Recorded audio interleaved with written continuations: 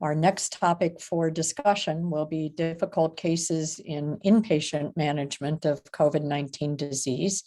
And our speaker and host for the panel discussion will be Peter Chin Hong. Dr. Chin Hong is a medical educator who specializes in treating infectious diseases, particularly infections in patients with suppressed immune systems, organ transplant, HIV, organ transplant recipients, and hematopoietic stem cell transplant recipients. He directs the Immunocompromised Host Infectious Diseases Program at University of California, San Francisco, and his research has focused on donor-derived infections in transplant recipients and the molecular diagnostics of infectious diseases in patients with suppressed immune systems. So welcome, Peter, and we're looking forward to your cases and your discussion. We'll be joined by the same panel that participated in our earlier discussions of outpatient treatment. So I won't reintroduce our panelists, but turn over the program to Dr. Chin Hong. Great. Thanks so much, Dr. Benson, and thanks to the organizers for having me on. And I'll try to do as best as I can with the current inpatient care issues around COVID and speak about some emerging issues as well. I'd like to, as Dr. Benson mentioned, we'll have the same panelists as this morning. I don't know if Dr. Lee is on. I can't see all of my cameras, so maybe I'll just introduce a new member to the panel, which is Dr. Jonathan Lee from the Brigham and Women's Hospital in Boston. And welcome aboard. So without further ado, let me go on. No disclosures. And these are the objectives which we'll get to for the remainder of this talk. So the first thing I would like to do is really just present a case that we had. This was a few months ago now, and really illustrates, I think, some of the issues that we think about when we have immunocompromised patients calling us in the outpatient. We're not really sure what their trajectory is going to be, whether or not they should be admitted. I would say most times people who are immune compromised, as Dr. Haidar would know, that we are having a very low threshold for admission. So the 53-year-old male with idiopathic pulmonary fibrosis, status post bilateral lung transplant in 2019 on maintenance immunosuppression, essentially tacrolimus, mycophenolate, and prednisone, which is kind of standard in this setting, calling your clinic reporting a COVID-19 diagnosis. So 6 months prior, he completed a Moderna vaccine series, including a booster at that time, which was authorized for transplant patients, which was one additional from the general population. 5 days prior to symptoms, he went to an 8-person outdoor barbecue. Day 0, developed mild cough and diarrhea. On day 1, the time when he's calling your clinic reporting this diagnosis. Symptoms are stable, O2 sats are 99% on room air. He has a home pulse oximeter, like many transplant patients do now. They went out to Costco and bought them. So he comes to he was planned to get a monoclonal antibody infusion. People were nervous about I guess in the community, about his drug interactions, although I'll get to that in another case. He comes to the hospital and said, again, kind of low threshold for admission by many transplant professionals regarding these kinds of patients. Even though if he was a non-immunocompromised patient, he probably wouldn't have been admitted. So the question is, he's 93% on room air. He's gotten the vaccine. And I'm asking what the next best management plan is. Are you going to admit him for remdesivir, check a spike protein antibody, additionally, and option B, reducing the immunosuppression. In option C, you're going to start dexamethasone. In option D, you're going to add baricitinib. And in option E, you're just going to continue to manage him as an outpatient, trying to get him monoclonal antibodies.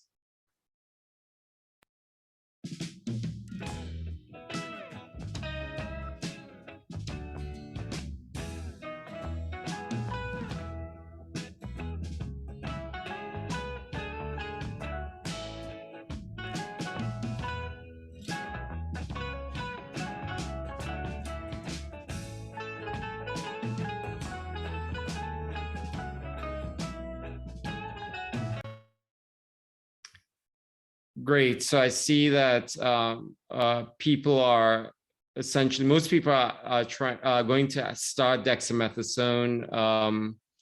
A few people are going to just give remdesivir only, and some people are going to start baricitinib.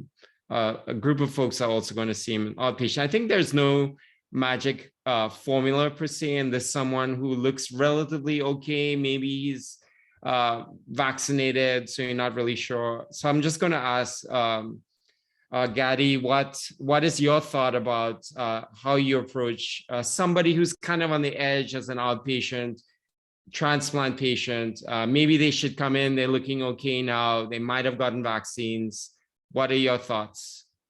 Yeah, I do think that the various permutations that are listed here all seem reasonable, maybe except the start baricitinib at this point. I mean, I think the more important thing is to administer some potent antiviral drug to a person like this. And if the threshold from the transplant center to admit is low, then fine, admit. And then just as long as you give them therapy. But I do think that that therapy for a person like this needs to account not just for the inflammation that might be happening, but also for the actual virus itself, especially since we know a lot of these people can have protracted SARS-CoV-2 infection, where you can culture virus for a long time, where they can have evolution and things like that. Maybe not so much lung transplants.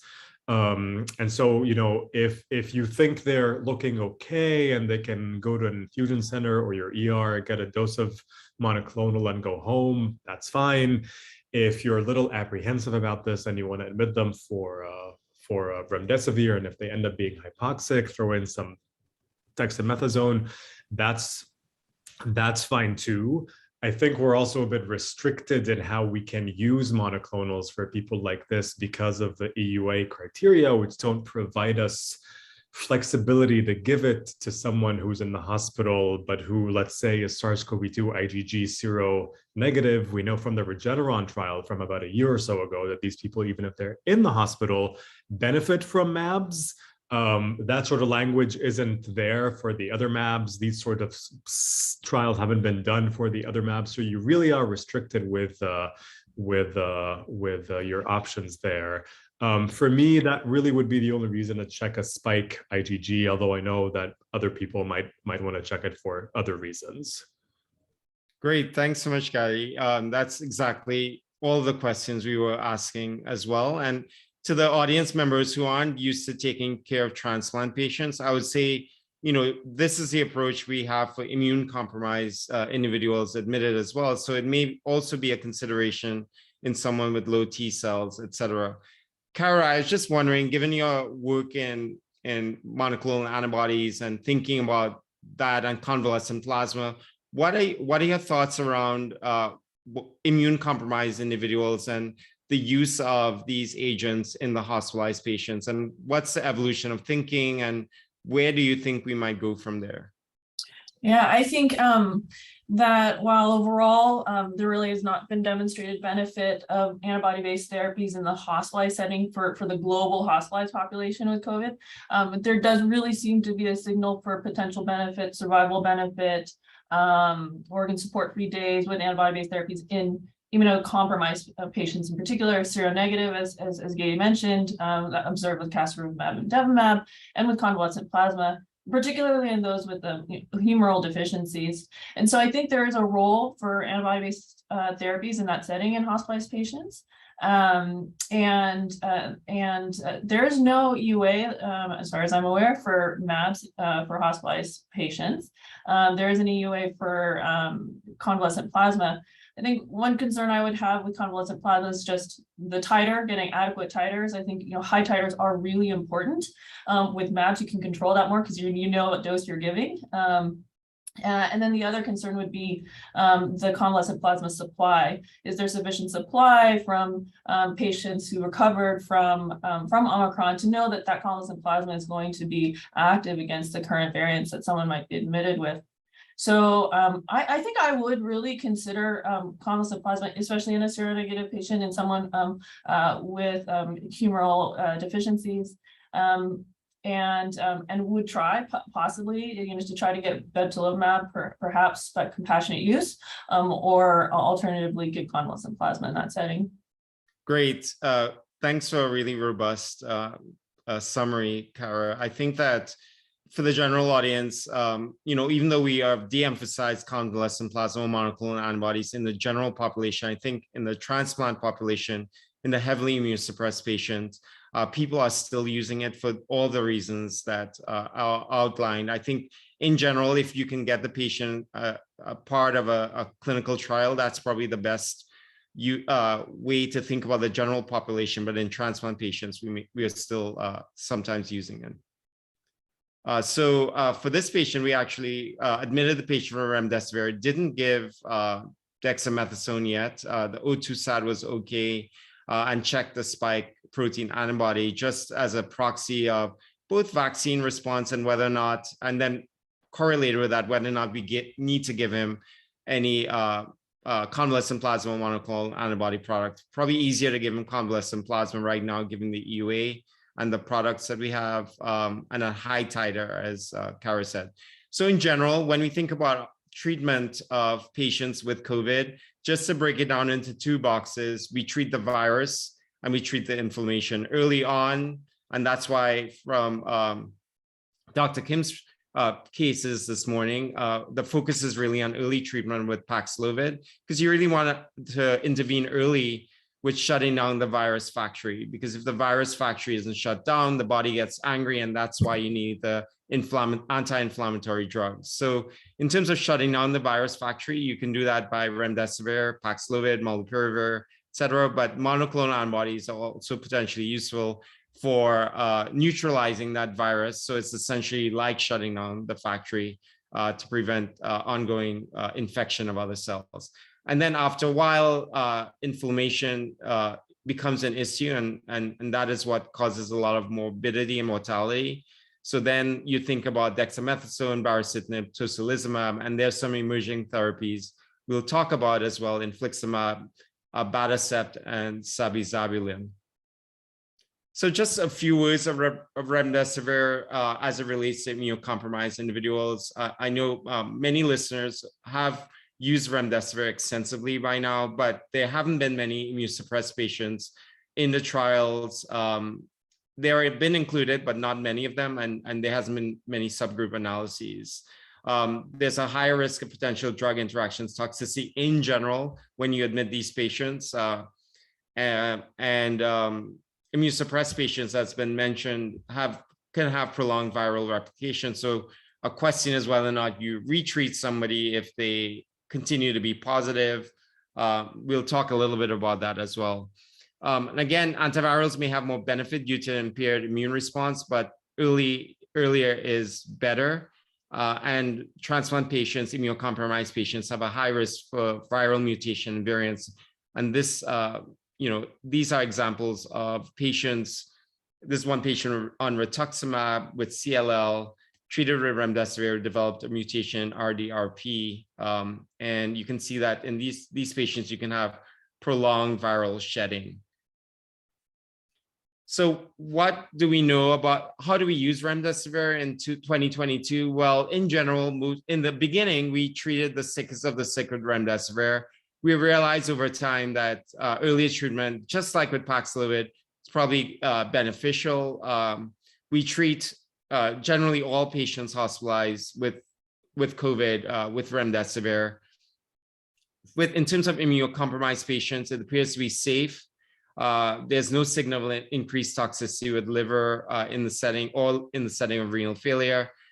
The question again, like with Paxlovid, is should immunocompromised patients, depending on who you are, receive a longer duration of therapy? There have been patients who've received multiple 5-day courses, and the ongoing question is about resistance, and will antiviral resistance develop the longer you use these drugs? In terms of dexamethasone, how do we use it in 2022? We use it in somebody who's admitted, but then they're requiring oxygen. That's kind of the way we think about using it. Somebody requiring oxygen has a higher chance of having an inflammation in the body. So the body's immune cells getting angry, causing an inflammatory response. You use the steroids, and this has shown mortality benefits. But in terms of immunocompromised patients, it is, it is standard of care right now for that group, like the general population. There's a possibility of prolonging the viral shedding, and there is the risk, of course, of infections with the more you give already immunocompromised patients more immunocompromising drugs.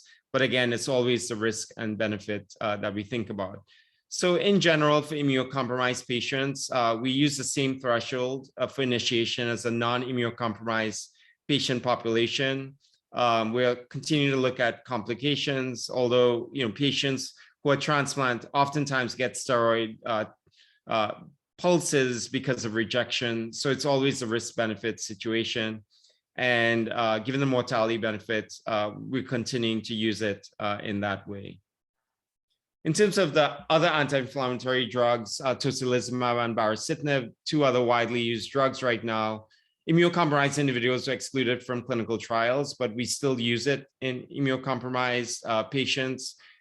In many small studies, there haven't really been any signals apart from case reports of opportunistic infections with these additional anti-inflammatory drugs. Apart from disseminated TB, there was a case of fatal HSV-1 liver failure, CMV viremia, fetal cryptococcal disease, and disseminated strongyloides. But these are generally the exception rather than the rule.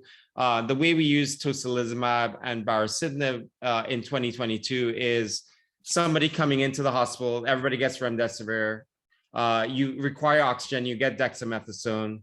If you're increasing your oxygen requirement, within the first 96 hours after admission, you may get the first agent, which is baricitinib. If you're increasing so much to go to the intensive care unit, instead of baricitinib with dexamethasone, we would give tocilizumab with dexamethasone with a backbone of remdesivir. Although some people are saying, if somebody is already admitted in the ICU, they probably wouldn't have benefit from remdesivir. But in immunocompromised patients, we give them the benefit of doubt. We continue all of these other agents. But there are lots of questions with immunocompromised patients. What is the actual benefit of immunomodulators with a potential high risk of complications? And do these agents increase the risk of infection in immunocompromised patients with COVID-19, with and with steroids? And what is the impact on mortality? We talked a little bit about convalescent plasma. We generally may use it if somebody is spike antibody negative, particularly in a critically ill transplant patient, and we make sure we get a high titer convalescent plasma. If we can get them enrolled in a study with monoclonal antibodies, we would, although those far and few between these days. I wanted to turn again to Gadi to ask, there's some magic about when infectious disease doctors get called to manage patients in general, transplant patients with opportunistic infections, or in the case of COVID, and we're asked, do we need to reduce immunosuppression? And what is your approach in general, and what are your thoughts about COVID-19? Yeah, I think that the big paradox here is that, for example, let's say with organ transplant, that a reflex, and I think what has become accepted practice at most places, is to stop or reduce some of the immunosuppressive drugs in someone with COVID-19, as you might if an organ transplant recipient is coming in with some other bad infection. And for example, things like you cut down on the dose of their CellCept, for example, or you hold that. I think a paradox is that you are still then going to put them on dexamethasone, so sort of augment their immunosuppression if they require oxygen, and then you might even consider doing IL-6 inhibitors and things like that. Although, so again, incrementally worsening the state of immunosuppression. So I think that this remains an area that is unknown, although it has become accepted practice at this stage in most places to do some adjustments in the immunosuppressive drugs that people are on. I do worry about the incremental effect of piling on non-transplant related immunosuppressive drugs to these patients, and specifically when it comes to the possibility of downstream opportunistic infections, so post-COVID aspergillosis and things like that. And there's some other immunosuppressive drugs, for example, the heme cancer patients who might be on their scheduled rituximab and might be due for it soon. And in the setting of active SARS-CoV-2 infection, we tend to really try to postpone this CD20 monoclonal as much as we can. Great, thanks so much for a really nice discussion. So as Gadi said, it's really an individualized approach.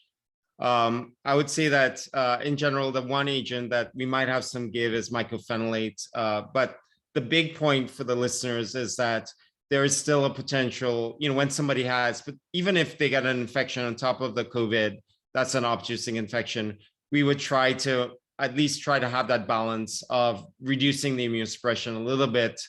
In general, in the United States, we tend to use a little bit more immunosuppression than other countries. So there's always a little bit give, and discussing it with the transplant team is oftentimes really helpful based on that individual patient. So let's continue back to the patient and see what happened. Again, he's yes. I wonder if I might ask. Oh yes.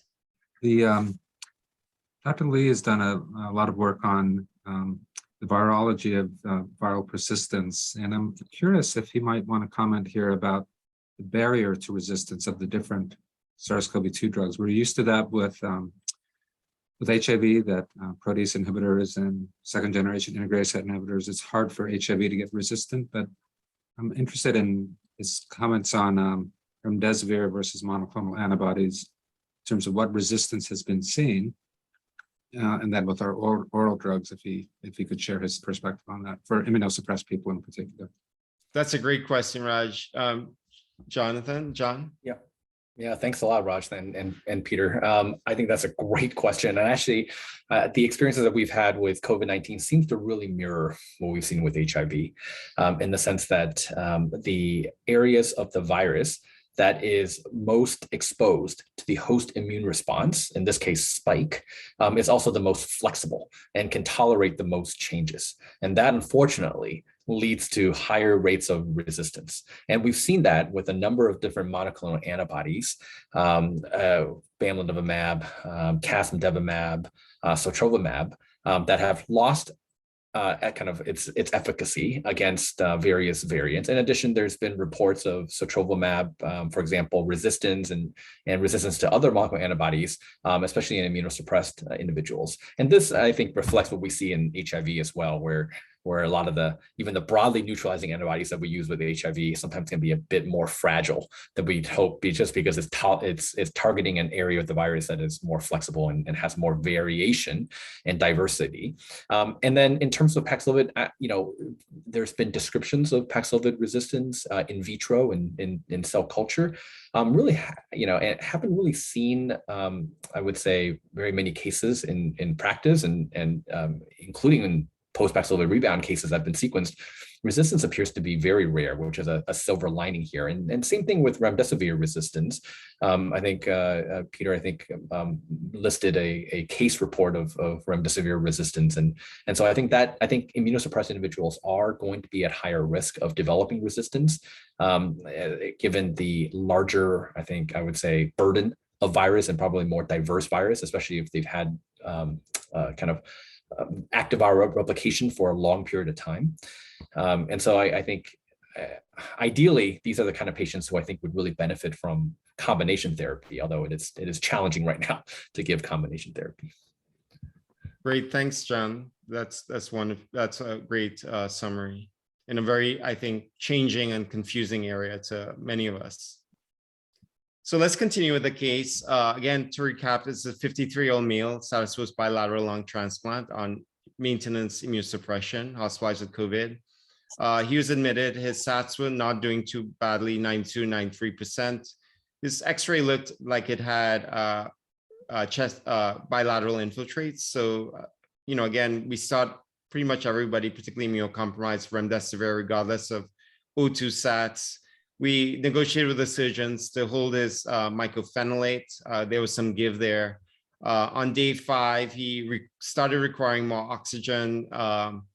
His spike protein antibody was negative, both nucleocapsid, suggesting he wasn't exposed before, as well as spike, suggesting that he didn't get any response to the vaccines that he's had.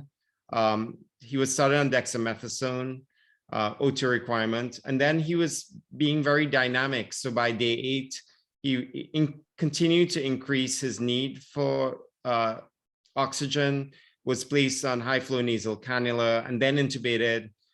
So we considered convalescent plasma, actually gave him high titer and started tocilizumab without going through a baricitinib intermediary. He was going very fast and landed up in the unit early on.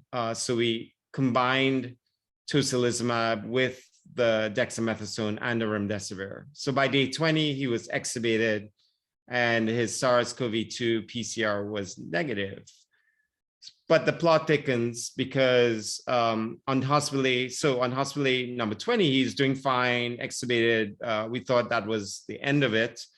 But by day 25, he was on the floor this time, was gradually worsening again, had hypoxia and was reintubated. A CT scan was performed at that point, which showed this.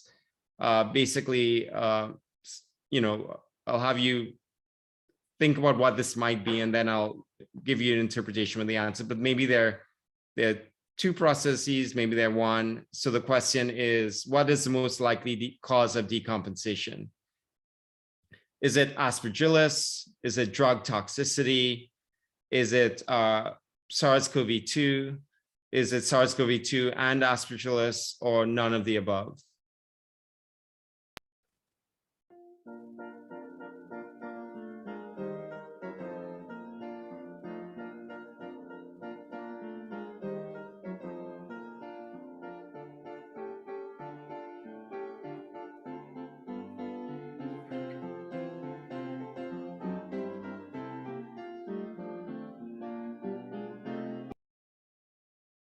Great. So I guess I primed the audience well with sort of my talks or my descriptions before this. So most people actually gave the SARS-CoV-2 and aspergillus. It is an immunocompromised host. Some people think aspergillus only, which is also reasonable. So I think the audience is right on in general. So in terms of the chest CT scan, although there's some ground glass, which is in the background, you see this kind of ground glass here.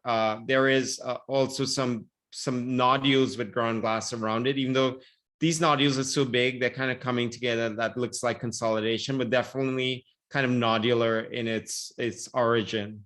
So I think this ends up being, for this patient, SARS-CoV-2 and aspergillus, and I'll explain how we got to that conclusion. So on day 25, when he had worsening hypoxia and reintubated, chest CT scan again, these nodules almost look like rounded consolidations with a background of diffuse ground glass. So like ground glass nodules or ground glass consolidations. His trach aspir is positive for moderate aspergillus fumigatus, and his SARS-CoV-2, after being negative, became positive. So like Raj said, this idea of rebound isn't a thing that's isolated to Paxlovid. Actually, in people on no Paxlovid, just with COVID, have been seen to have this sort of like bimodal and rebound with SARS-CoV-2. And in this case, we definitely saw it. So we started, he couldn't tolerate voriconazole, so he's put on isavuconazole for the aspergillus. For the recurrence of SARS-CoV-2, we gave him an additional 5 days of remdesivir. He improved after that. He was discharged. He was one of the lucky ones because aspergillus and COVID is associated with a very high mortality rate. In this observational cohort study from Europe, there were 2 cohorts in the Netherlands, Belgium, and France from ICU patients, about 1,000 patients, 823. They defined an entity called COVID-associated pulmonary aspergillosis using some criterion from the European Micro Society as well as IAS-USA, and basically found that in all comers, immunosuppressed or not, COVID-associated pulmonary aspergillosis was as high as 10 to 15% in ICU patients. And the risk increased with COPD, with immunosuppression drugs, not including steroids, and with HIV/AIDS. Mortality rates 43 to 52%. So, you know, we've seen numerous cases of Aspergillus in our center as well. And again, it was very striking in terms of something that we saw during the pandemic. I'd say there are other viral illnesses that increase the risk of fungus. For example, CMV, we know that having CMV before, particularly immunocompromised patients, it's well known that it changes the immunologic milieu and you can get Aspergillus following that. So it was, I guess in hindsight, very expected that Aspergillus may also exert its effect in this kind of milieu.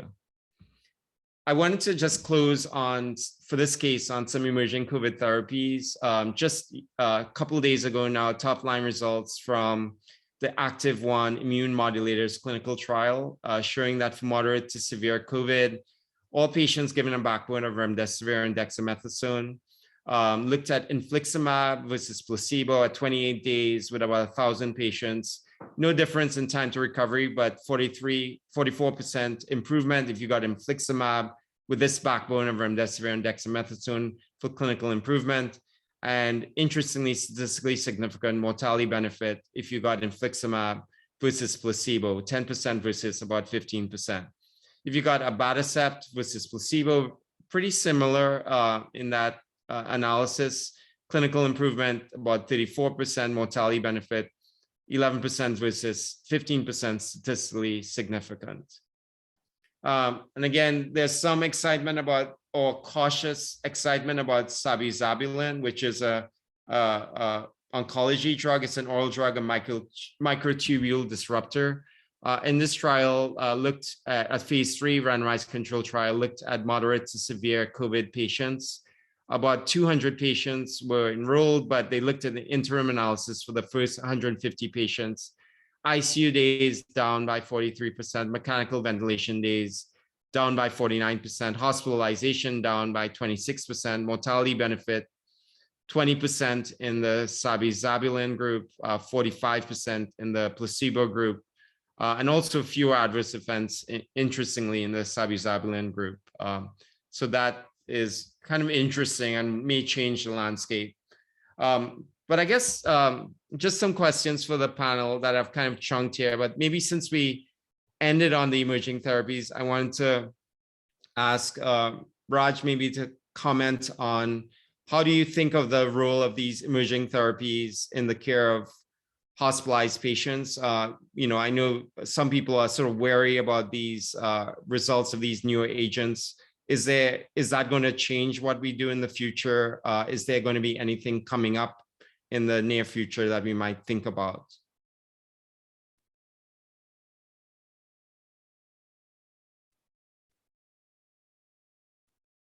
I don't know if Raj is there, but maybe anybody else from the panel? No, I can take this one. I guess thinking through what you just presented, the active trial that has looked at ACTIV-1, I believe, looking at these other immune modulators is quite intriguing. We have the press release data public, but in general, the active trials are very well conducted with placebo controls and won't be subject to the same issues with open label controls.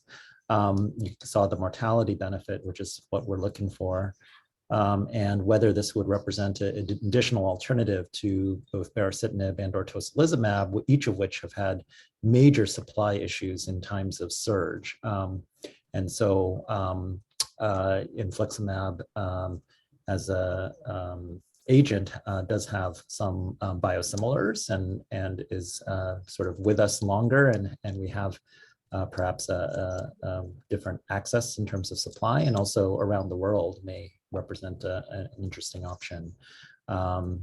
I know less about abatacept as an agent, but it had equal promise. And I'll also note that they had an arm that that was not effective, which kind of serves as a control arm for the positive results, in the sense that, you know, not only were the controls, the true controls, have higher mortality, we also have another group that has higher mortality. So these results seem to be robust, and it seems like we'll have additional options in our immunomodulatory armamentarium. But what we won't have yet is whether to continue to escalate, you know, different pathways of targeting different pathways. You know, do we do both IL-6 receptor blockade and TNF alpha blockade? I don't think we'll have that data anytime soon. So I think that's the way I view what you just presented on immunomodulators. Great, And I think thanks. one other issue that previous panelists have raised in the Q&A and in the discussion is, in these very vulnerable patients, what is the role of combination antiviral therapy? And I think, as you've shown with your case,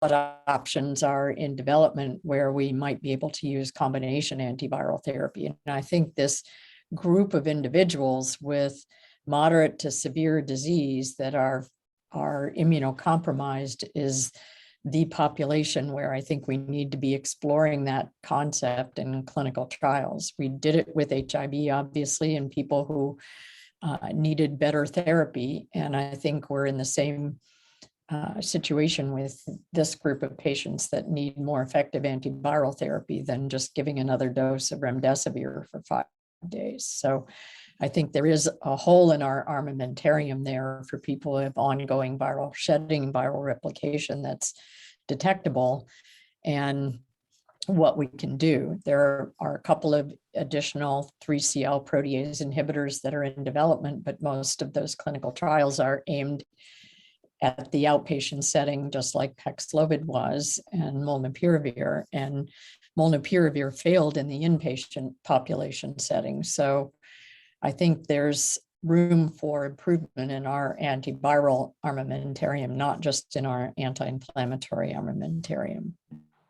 Great, thanks so much, Connie. That's those are great comments, and Arthur as well. The first other question I wanted to just say, for thought experiment, if this was a 53-year-old male with HIV low T cells on viral load undetectable on antiretroviral therapy, coming in with or presenting with the same symptoms, would you do anything differently? And I'd ask anybody in the panel to take that question, since Rachel isn't here because she had clinic right now. Oh no, I'm here. Oh, you're here? Okay, great.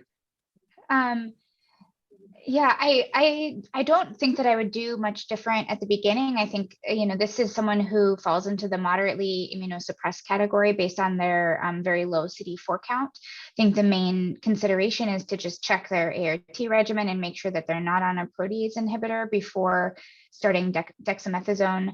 You know, in this scenario, I think this ART regimen is robust and should be fine with their with the planned therapy, starting with remdesivir, and I would hold off on dexamethasone right now, but would probably escalate in the same way that you did with the patient you described.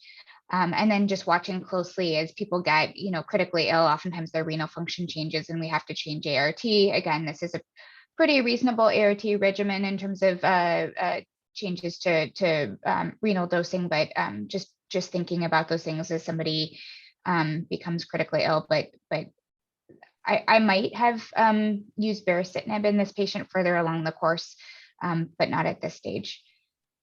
Great, thanks so much, Rachel. And Laura, I wanted to know if your comments around a hospitalized pregnant person, a 33-year-old female, 31 weeks pregnant with worsening cough, dyspnea, same picture as well. How do you think about the agents that we currently use in the general patient population as it applies to pregnant persons?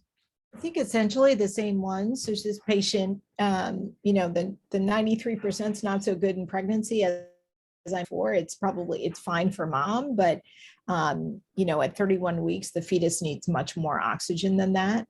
But in general, we would be concerned about someone like this decompensating further, especially because you've got the competing size of the uterus, which at 31 weeks is well almost into the chest. And so she definitely could get sicker. So our response would most likely be remdesivir as well as steroids, actually, from the get-go. Great, thanks so much. So again, to the audience, you see it's really like you have your basic thing that you do in the general population, but with special populations, they are actually things that are out of sequence or special considerations that you might make. So thanks to the panelists for all your wise comments. I move on now to the next case.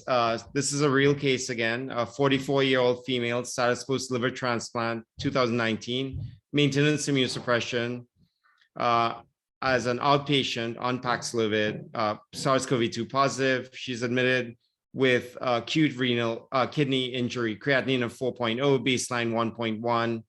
What's the most likely cause of the acute kidney injury? Is it BK virus? Is it COVID-19?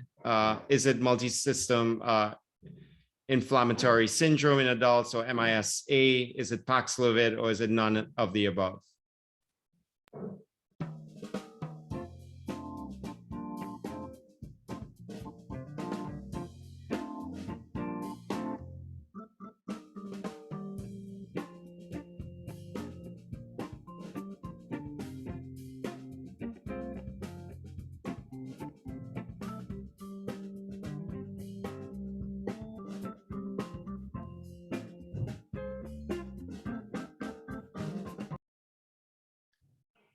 So most people put MIS-A, which is definitely a possibility. Some people put COVID-19 as an effect on the kidneys.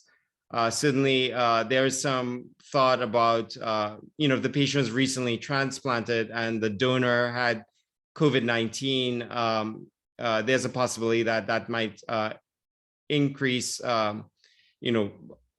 organ carriage of viruses, although that hasn't been substantiated by the evidence to date. BK virus typically affects more kidney transplants than liver transplants, but always a thought in terms of renal issues, particularly in hemorrhagic cystitis.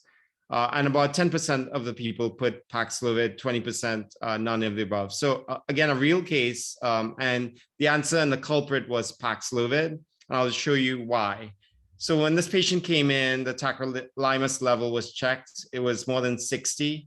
Normal range is 5 to 15. Paxlovid was stopped. The pharmacist actually got involved, gave rifampin as a way to drive down that tacrolimus level faster, which was super interesting in terms of a pharmacologic intervention. The patient had received Paxlovid from the local MD without adjustment of tacrolimus dosing, and not really in collaboration with the transplant pharmacist. So it was kind of a systems breakdown, although since this case, we've tried to make the system smoother. And the reason why is because Paxlovid contains ritonavir taken as 100 milligrams orally twice daily for 5 days with nirmatrelvir, and drug interactions may be dangerous if not considered. So this is an example of how we deal with tacrolimus at UCSF. Different institutions have different protocols, but you have to worry about both starting Paxlovid when in the background of tacrolimus, cyclosporin, everolimus, sirolimus, any of these calcineurin inhibitors and other drugs with interactions. So we'd ask the patient to stop the tacrolimus after the morning dose, hold the tacrolimus during the time of Paxlovid, and then restart the tacrolimus at day 9, given some washout period of the Paxlovid before restarting the TAC, because the TAC levels may still be high. And then by day 11, you check the TAC level and routine labs to adjust or fine tune the TAC. The point to the audience is not that you become experts in tacrolimus and transplant, but rather that there are workarounds. Many of the drugs with Paxlovid, sure, we've seen a bad consequence of that with renal failure in this patient, but I would say that there's so many more patients who are also denied therapy because there's a thinking that when you look up drug interaction charts, this says caution, but actually there are ways in which people have worked around all this so that the most vulnerable patients can have access to, the best therapies that we have so far.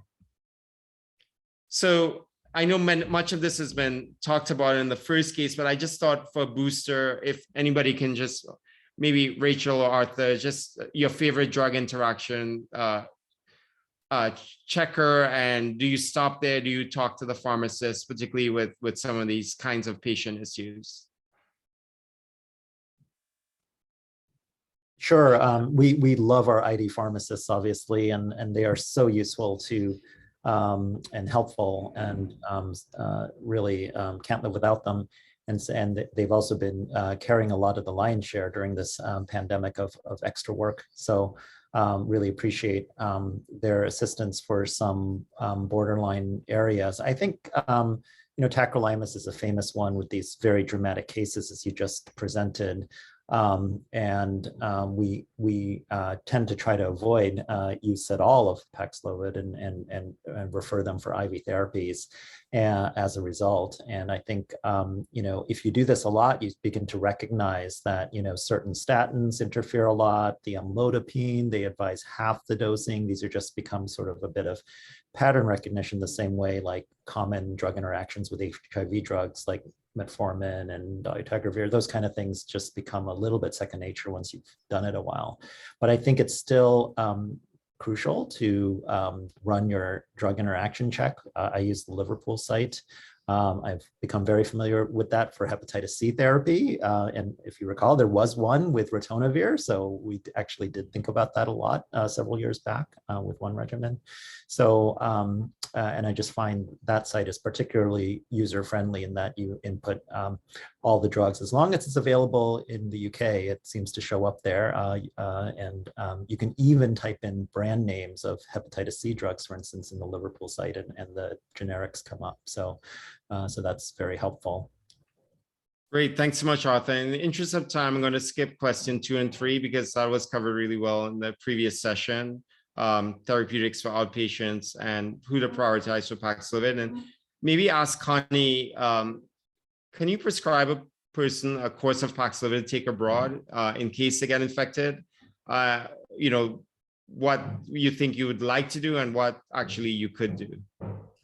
I was just going to say, it's a matter of what you can do and what you should do. So I have, this is a question that comes up all the time, especially with high-risk patients who worry about traveling and want to have rapid access to Paxlovid if they are traveling.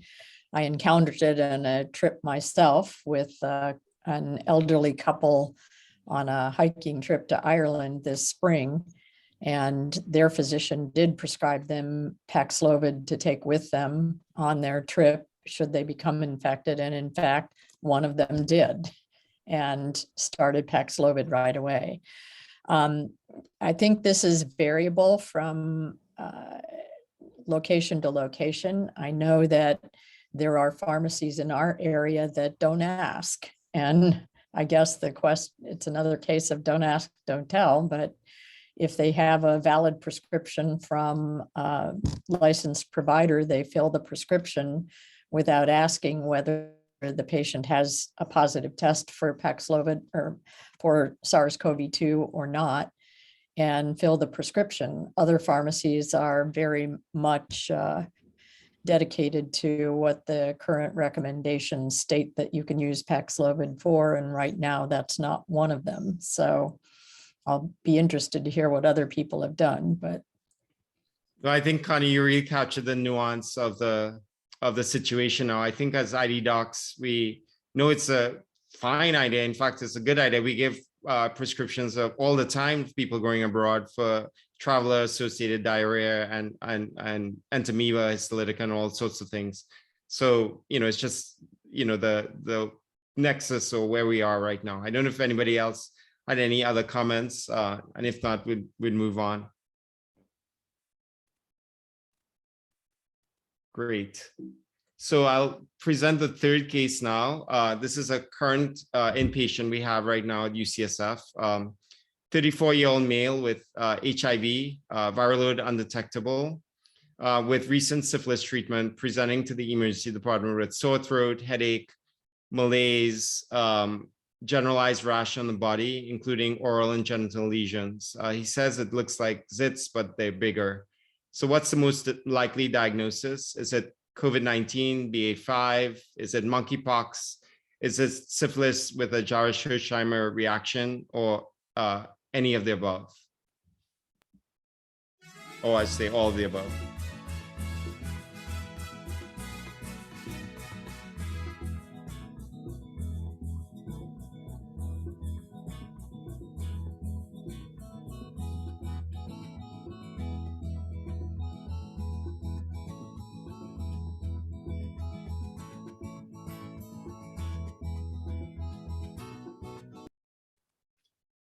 So I think the audience is really keyed into what's going on right now, which is monkeypox in San Francisco, 47%, 18% syphilis, Jarisch-Hirshheimer reaction, and 35% any of the above. It should be all of the above. I'll show you what happened.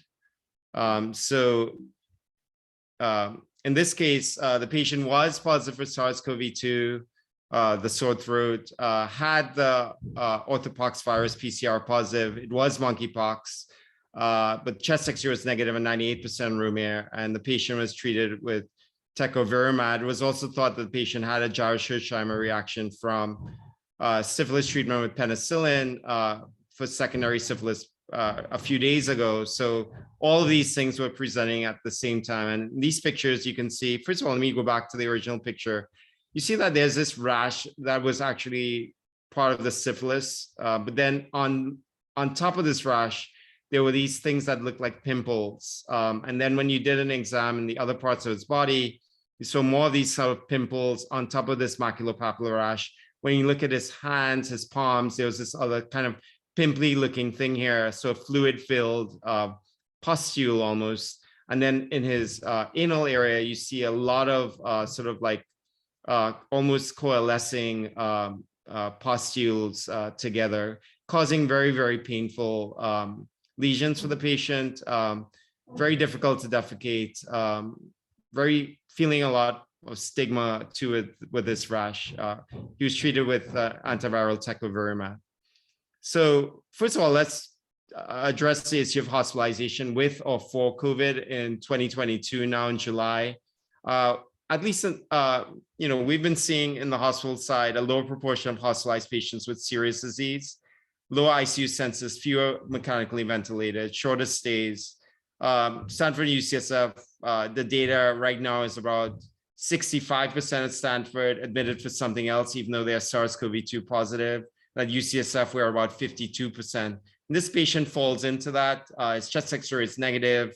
I didn't give the other information, but very well up to date on vaccines, all of that. So that's basically the situation there. And then in terms of monkeypox, just to end in the last few minutes before the Q&A, emerging viral infection, as you know, can happen with COVID, without COVID. Incubation days is about 7 days, a little bit longer in the textbooks for the classic monkeypox. I would say most people are around 7 days, the ones that I've seen. They can present with flu-like symptoms in the beginning, 82%, top 5 symptoms of fatigue, fever, lymphadenopathy, myalgia, and sore throat. But that means about 20% of people have no flu-like symptoms or prodrome. Much of the flu-like symptoms could be mistaken for COVID at the same time. So again, it's assessment of risk and counseling of the patient as to whether or not they'd be eligible for vaccines or not. Pretty much 100% of people eventually get a rash about 1 to 2 days after the flu-like symptoms if they get it, and about 10% are hospitalized. At UCSF so far, we've had about 3 hospitalized this week. They generally get hospitalized for some sort of other thing, like in this one patient I presented, they had the Jarisch-Hirshheimer reaction plus the COVID plus the monkeypox, but the pain on defecation, the in proctitis, painful oral lesions precluding eating and drinking. That's generally the way in which patients are being hospitalized now. Traditionally in the pandemic, people, or an epidemic over the years, people have also been hospitalized for super infection with bacteria and sepsis. So these are other things that people are watching out for as well. So some of the rash rules are follows flu-like symptoms. It starts in the genital area as opposed to the arms, like in the textbooks. May be mistaken initially for HSV, syphilis, folliculitis, abscess. We had this patient in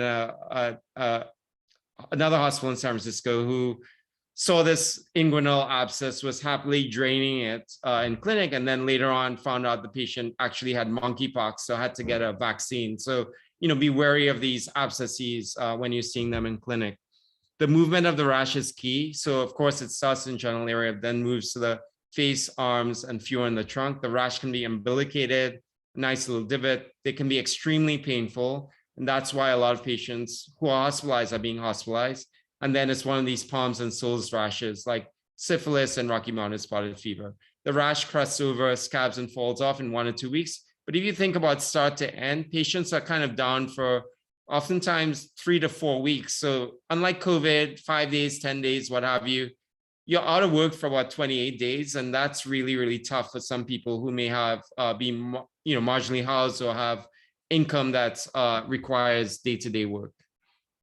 The drug we've been using in some places is tecovirimat. It's an antiviral, FDA approved for smallpox, but not for monkeypox. So it's given under EAP by the CDC, which means that they have an IRB, but many centers need also their IRB to look at it.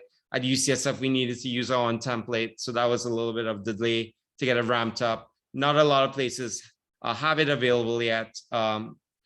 3 pills twice a day for 2 weeks. No randomized controlled trial actually saying it works, except in some case reports. So I think we really need to really think about tecovirimat. But it is very well tolerated. There's an oral and an IV, and we've been using it in these severely ill patients. Basically bad disease or bad host, including those who are hospitalized, and if they have lesions in their rectal area, oral ulcers or eye involvement because they can affect vision, or bad host, severely immunocompromised, less than 8, pregnant or breastfeeding persons, inflammatory bowel disease because you can get strictures, or severe and active dermatologic disease. Just one of my patients who I treated, who was one of the ones who recovered dramatically, but then there are other ones who recovered more gradually. He has some underlying atopic dermatitis, so it was a rash on top of a rash again. So that's why it looks a little bit different and confluent. But by day 3 on TPOXX, he really had a really great response to it. So I guess just to close off in the last couple minutes, and anybody in the panel could take it, and maybe should we be doing more studies on monkeypox therapeutics? And maybe Raj, if you're here, some thoughts about emerging infections and how adaptable and flexible the research infrastructure should be to adapt to these new problems. Well, Raj may not be So, here, yeah. but maybe we could ask Jonathan Lee to comment on monkeypox therapeutics and if he's here. Yeah, I'm here. Thanks, Connie. Okay, good. It's challenging. Historically, it's been challenging to get drugs approved or to even tested because of the lack of patients. And this is one of those drugs that was approved based on the animal rule from the FDA that allowed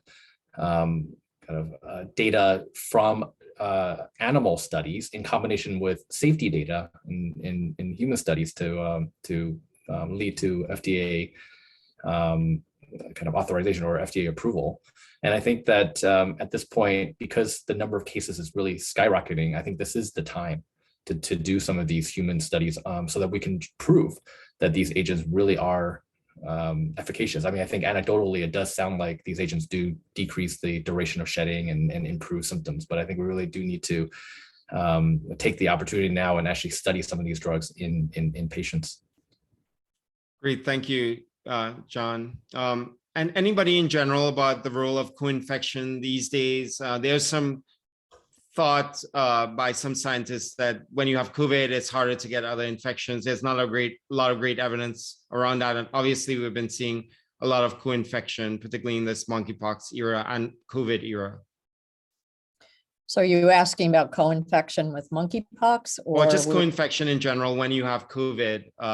The idea that what is the risk of getting co-infected either with other respiratory pathogens or with other viral or other infectious diseases.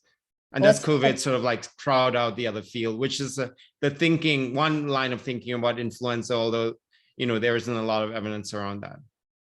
Yeah, I think we saw a handful of manuscripts early on suggesting what you just indicated, but I think that had more to do with just the overwhelming number of people with COVID-19 in the hospital at that time. So that was early in the pandemic when hospitals were overwhelmed and people with influenza and some of the other respiratory viral infections either weren't being diagnosed or were being diagnosed late. I certainly think there's a substantial number of reports now of RSV and COVID-19 co-infection with influenza and COVID-19 co-infection. And a lot of this has to do with what's circulating in the community at that time. And then once someone's hospitalized with severe COVID, the whole issue of hospital-acquired secondary infections comes into play, particularly for people who've been hospitalized for a period of time who are on dexamethasone or other immunomodulators, and they certainly are at increased risk for secondary infections with hospital-acquired bacteria, with fungi, as you illustrated with the aspergillus. There are a host of reports out of India with mucormycosis as a huge secondary infection in people with COVID-19. So it's something to be aware of. I don't think there's anything magical about COVID-19 that prevents you from getting a co-infection or a secondary infection.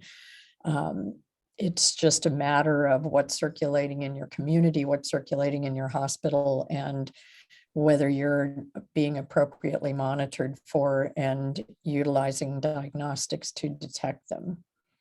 Great, thanks, Connie, for such a great response.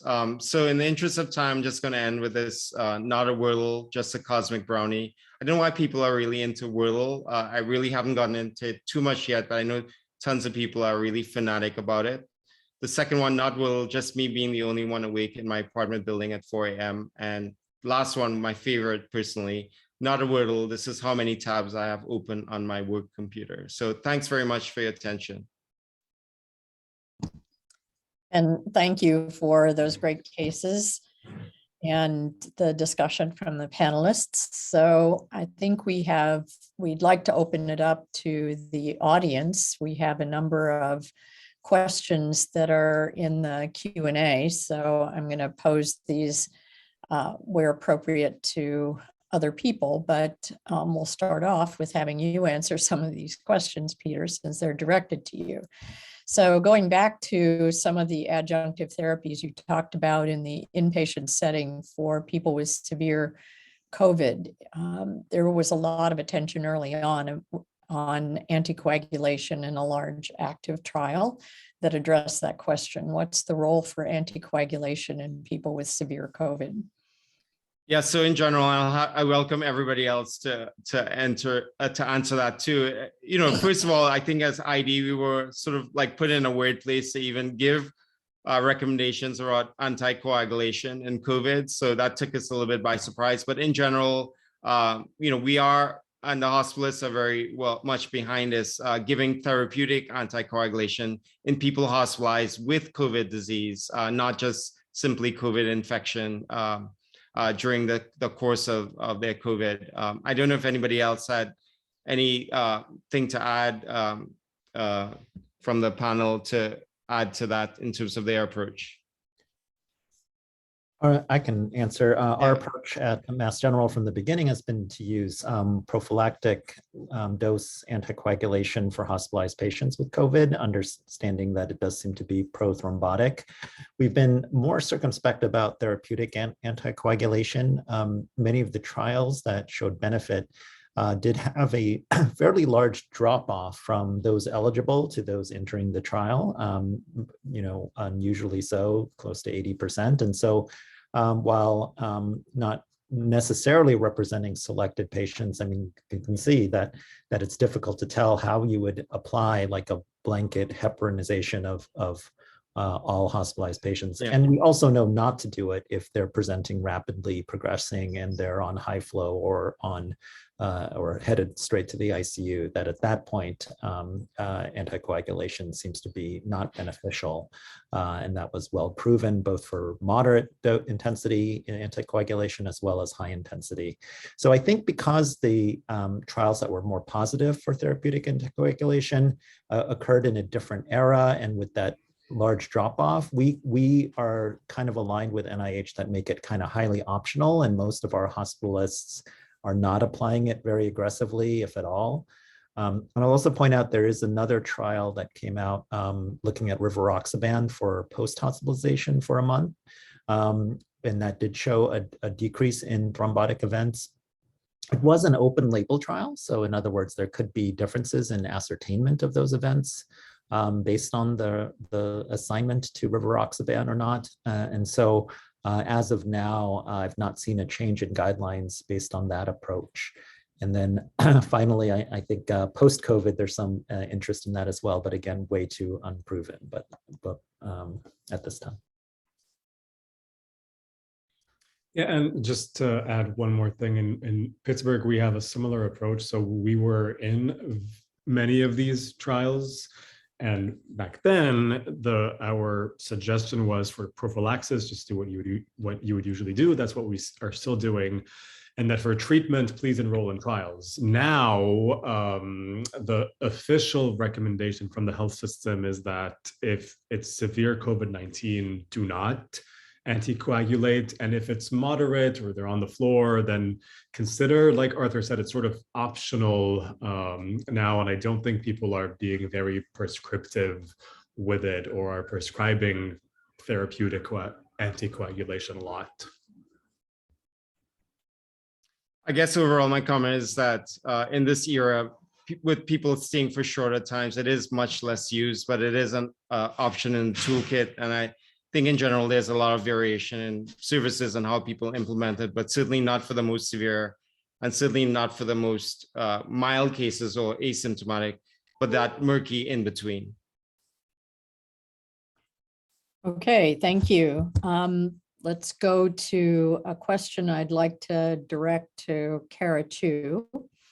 Has anyone used or considered using nirmatrelvir with higher or more frequent dosing without the ritonavir component in people at very high risk who are on some drugs they really need that have dangerous interactions?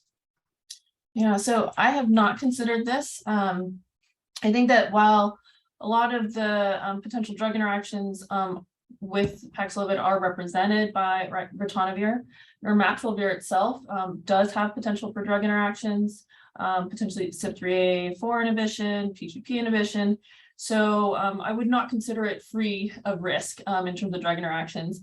And also the dose selection for Paxlovid was based on preclinical toxicity studies and phase 1 safety studies. So I would really not use a different dosing strategy until there's data to demonstrate safety and efficacy. I would just add that for those individuals where there is drug-drug interactions, there are other agents that can be used, right? Like bebtelovimab. While we only have really phase 2 data for bebtelovimab, it is an agent that is in a class of monoclonal antibodies that's repeatedly shown efficacy, especially for outpatients. In addition, because bebtelovimab has longer half-life compared to Paxlovid, there is a potential benefit when it comes to immunosuppressed individuals and giving them kind of exposure to a antiviral for a longer period of time. Okay, there are several questions related to monkeypox, but I just have a note from Peter that he had to step out for an urgent patient issue. So if there are other panelists who can answer some monkeypox questions, we'd appreciate it. But one of them has to do with the role of vaccination for monkeypox. Is there a role for the Jynneos vaccine in those who've had smallpox vaccine already and are exposed to monkeypox or at risk? Maybe John, Jonathan, do you have thoughts on vaccination for monkeypox or anyone else? Yeah, I don't know the Okay. answer to that question.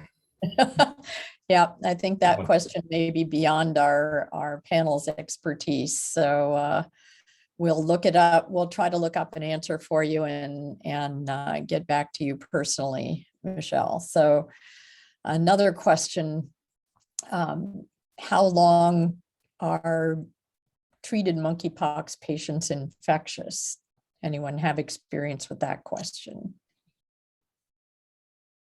Not personal experience, but I think what they're saying is that until the lesions scab over, that's my understanding. Yeah, that's my understanding as well. And then maybe I'll take the next question. How can we get access to the monkeypox antiviral medicines? So there is a CDC compassionate or expanded use protocol available for TPOXX or tecovirimat, which is the drug that Peter talked about. And if it's not being done anywhere in your location, you might contact the CDC and ask whether it's available somewhere in your location or your local public health department. Here at UCSD, we have the expanded access protocol going through the regulatory process here, and it's also been available through our public health department. I see Peter's back on, so do you have any additional thoughts, Peter? What was the question? I'm sorry, I had to step out. Access to the monkeypox antiviral medication. How does one gain access to it? Yeah, so far it depends on the institution because it is, as Connie mentioned, an EAP drug, which means that the CDC actually has I know the CDC has an IRB already approved, but some institutions like UCSF require not just, they can't, there's this thing called an intent to rely, but they still require their own templated consent, even if you use the language with someone else. So that may introduce a delay. Also, you need to have pharmacists who are experienced because it's still called an investigational drug with tracking everything meticulously. And that has been the big limitation for a lot more centers not getting it. There's a lot of pressure right now in the CDC to reduce the barrier. But on the other hand, like Jonathan was saying, it's a golden opportunity to study it because we have thousands of patients with monkeypox, and maybe in the most severe it will be something that we would treat, but in the moderate, there probably is some way to investigate it rather than having it one or the other. So that's kind of where we are right now in that two poles. And maybe one last question for you, Peter, about monkeypox. Can it be limited to the posterior oropharyngeal lesions? Have you seen more limited than what you described? It is possible to be limited, but when you actually examine the patient, it's not limited. It's limited when the patient comes in because they can't always see all the areas. For example, there have been a few patients who had like extensive rectal or anal lesions, but they didn't see them.